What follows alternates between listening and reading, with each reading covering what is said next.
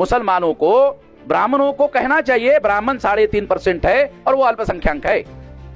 मुसलमानों को कहना चाहिए हम 15% है, हमारे से भी कम ब्राह्मण की संख्या है, हमारे से छोटी संख्या वाले लोग हैं ब्राह्मण, हम 15% है, ब्राह्मण 3.5% है। मुसलमान ऐसा करने के बजाय क्या करते हैं, SC ST OBC के लोग हिंदू है तो 74.5% को जब मुसलमान, संगठित मुसलमान हिंदू कहते हैं तो ब्राह्मणों का फायदा होता है।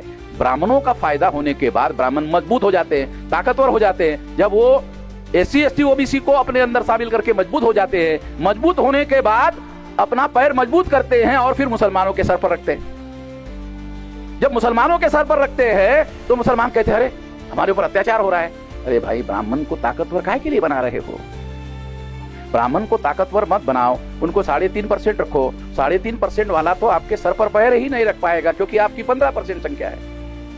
अगर उसने पैर रखने की कोशिश की तो, एक पैर रखने की कोशिश की तो आप 2 पैर रखकर उसको पीठ पटक सकते हैं।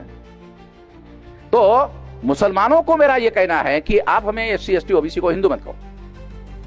तो कुछ मुसलमानों में क्या कहो, तो हम लोगों को संविधान ने SC ST OBC कहा तो तुम भी SC ST OBC कहो। जो संविधान ने हमें कहा वो कहो।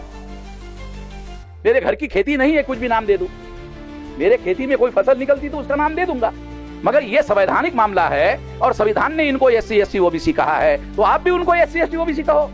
ये संवैधानिक नाम है। इससे मुसलमानों का नुकसान नहीं होगा, मुसलमानों का फायदा होगा। क्या कि ब्राह्मणों की संख्या 3.5 रहेगी और मुसलमानों की संख्या 15% रहेगी। तो ब्राह्मण कभी भी मुसलमानों को डराने की कोशिश नहीं करेगा, और डराने की कोशिश करेगा तो SC ST OBC हिंदू नहीं रहेंगे तो मुसलमानों को साथ सहयोग और समर्थन देने के लिए कोई एतराज नहीं होगा। जब मुसलमान हिंदू बनाएंगे तो साथ सहयोग तो नहीं दे सकते मुसलमानों को। अगर उनको SC ST OBC रखोगे तो फिर आपको साथ सहयोग दे सकते हैं, ये आपका फायदा है। तो मैं मुसलमानों के, सारे देश के जो लीडर लोग हैं जिनको थोड़ी बहुत राजनीतिक समझ है, वो राजनीतिक समझ रखने वाले लोगों को अपील कर रहा हूं कि जो कह रहा हूं वो माइक पर कहने की बातें नहीं है, फिर भी कह रहा हूं कि सुनो भाई, ठीक से, तुम लोग ठीक से सुनो, समझ कर करो।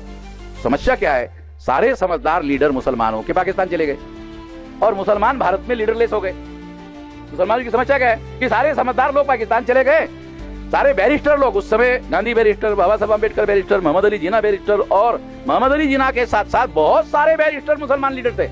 वो पहला पाकिस्तान का जो प्रधानमंत्री बना वो भी बैरिस्टर था। मतलब उस समय इंग्लैंड से अगर कोई मुसलमान डिग्री लेकर आता था तो उसको बैरिस्टर कहा जाता। बाबा साहब अम्बेडकर, जवाहरलाल नेहरू भी, मोतीलाल नेहरू भी बैरिस्टर थे। तो बैरिस्टर लोग जो है, जो बातें अंग्रेजी में करते थे, तो छोटे लीडर नहीं थे मुसलमानों के। अब जो लीडर नेशनल पर्सपेक्टिव में बड़े बड़े लीडर होते थे मुसलमानों के, आज अगर पूछा जाए किसी मुसलमान को कि आपका नेशनल लीडर कोई है क्या, तो पता है उसका कोई नाम कहीं पर कोई दिखाई नहीं देता है। तो मुसलमानों की ये बड़ी समस्या है और इसके बारे में जो SC ST OBC के लोग जागृत हो रहे हैं, संगठित हो रहे हैं, उनके साथ सलाह मशवरा करके इस मामले का हल किया जा सकता है, ये किया जाना चाहिए।